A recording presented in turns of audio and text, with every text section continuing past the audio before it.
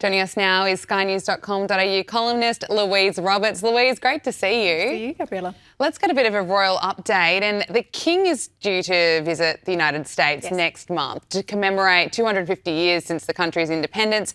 And Liberal Democrats are calling on Sir Keir Starmer to cancel the King's US state visit because of the conflict in Iran. What do you make of this? Well, it's connecting two things that should not be connected. I mean, the monarchy and the palace are above politics, and it's not as though Keir Starmer and Donald Trump have never had some sort of argument before. But for this guy, Ed Davey, the Liberal Democrat leader, to sort of weaponise that against the King is absolutely appalling. I mean, they stay above party politics, and we know that King Charles has a great relationship with the president, for example, President Trump, because he's met with him before. They're very fond of each other.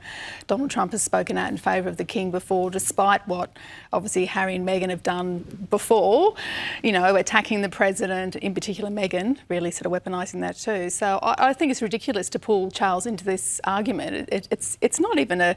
It's performative politics. It's performative, and it's just a bit of Trump derangement syndrome, Absolutely. I would suspect. Yes, definitely we see way too much definitely of. That. Let's talk about Harry and Meghan because, look, I saw the news and I thought Australians have really had a tough year already. We've got enough going on, and now we've got Harry and Meghan coming to visit us. Thank you for that. The statement says that Harry and Meghan will be visiting Australia in mid-April to take part in a number of private business and philanthropic engagements. Louise, I don't know how many people are going to be, cheering about this, but what can you tell us? Well, yes, they're meant to be here mid-April. That was Bronte Coy's story. Of course, our colleague at news.com broke that on the weekend. So the feeling is that Harry will come here and do some Invictus-style arrangements or meetings, veterans and defence. Meghan, of course, will do some media appearances, perhaps, maybe some podcast things. There's been some reference to Jackie O's Besties podcast or group. She may be involved with that. Women's leadership and empowerment events are Meghan's big thing, so I expect her to be in that space, and hopefully some charity work as well. But look, this is very much being stressed as not a royal tour, but we know these two love to do the quasi-royal tour. They were in Jordan literally 2 days before the Middle East was bombed, so they managed to escape unscathed, which is great. But they still have royal titles, so the optics very much are that they are part of the royal circle, I feel. But it's very important for us in Australia because we're part of the Commonwealth and Charles is our head of state. So if they are sort of thinking of a quasi-royal tour, I mean, they won't get the motorcade, or they will get the motorcades, but there may be some crowds turning up, but it won't be the same as 2018 when they were fated, and let's face it, everyone, including us, was probably in love with them back then when they were newlyweds. But I think this trip now, it won't fly under the radar because they're far too controversial and at times toxic as well. So, look, are they celebrity advocates or are they unofficial royal envoys? I'm leaning more towards the latter. And that's good for them to let people think that they are still royal adjacent when clearly they're not. Yeah, Meghan Markle, who knows what she'll have to say when she gets down here. Obviously, she likes telling everyone that she's a founder and who knows whether she'll bring out her flower sprinkles or whatever she likes to Well, she needs a new deal because Netflix have dumped her, haven't they? So she needs some other, product line or she needs another TV show. Mid-April, just what Australians want is a Meghan Markle promotion happening right here. Let's move on.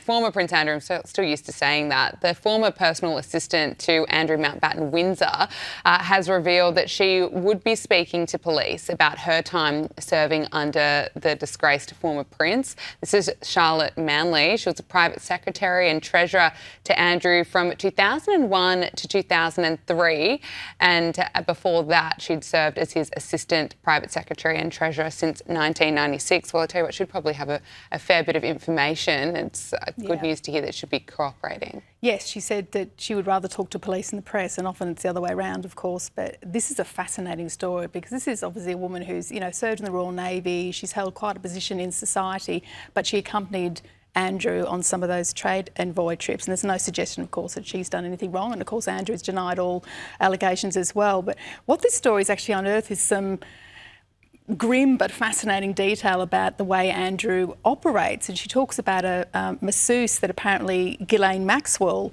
was a client of and then booked for Andrew. And there's all sorts of detail of Andrew coming out in his robe and then not coming out in his robe. But what's interesting is that it's the normalisation of Ghislaine Maxwell within royal circles, the fact that she had that access. She could book appointments for people to come into Buckingham Palace.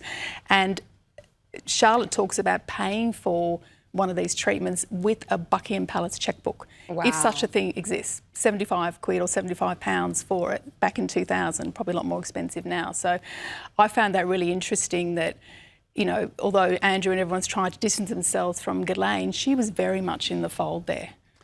And Princess Eugenie has quietly given up a major charity role with Anti-Slavery International. So this is, of course, the youngest daughter of Andrew Mountbatten Windsor. She has stepped down from her role as patron of the world's oldest human rights organisation after 7 years of service. What can you tell us about this? Well, yeah, she had 7 years in the role and by all accounts did a fantastic job, did really good work in raising the profile and was actively involved, was not really a figurehead but actually sort of in there and hosting events and stuff like that. But this is the reputational black hole that her father has created. Because of his relationship with Epstein, anyone who's adjacent to him gets sucked into this space where they're having to drop, you know, projects and charity work because optics matter to charities. You know, you can't have an anti-slavery charity with her as the patron of it, given what her father has done. And of course she's not done anything wrong, and neither has her sister, and neither has her mother Sarah Ferguson to that end.